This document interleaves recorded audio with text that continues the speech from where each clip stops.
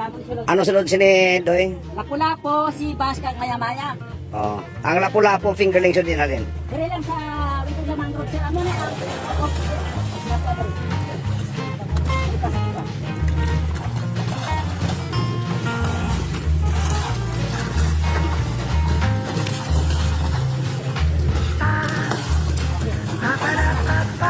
Wow.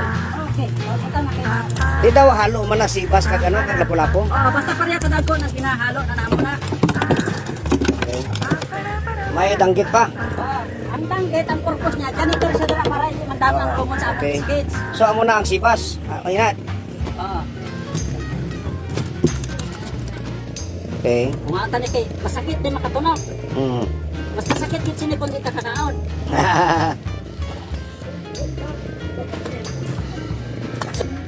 Amo na siya ang sipas, bulgan sa Ilonggo. Mm. Latest calculator ang scientific name niya.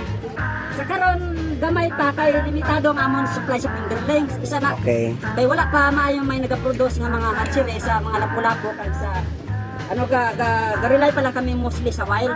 Okay. So isa ni siya. Buyan na Doy, kaya patayin na Doy. Ay ari man kini mga kaot sa dito. Oo nga buyan na na. So ini siya amo ni siya ang tawag nga snapper. Maya-maya. Okay. Black Jack. snapper. Red snapper. Red nga ito man na. Culture naman siya, pero red snapper na sa local name niya. So amo na ang red snapper nga ito, ha? Oo. Red snapper nga brown. Panahon na siya nga pula gini siya. Okay. Mas pula pa sa ngabel sang mga mapula. Hindi na may istorya mga muna, okay. So ang Grabe ning Ilonggo magstorya ba.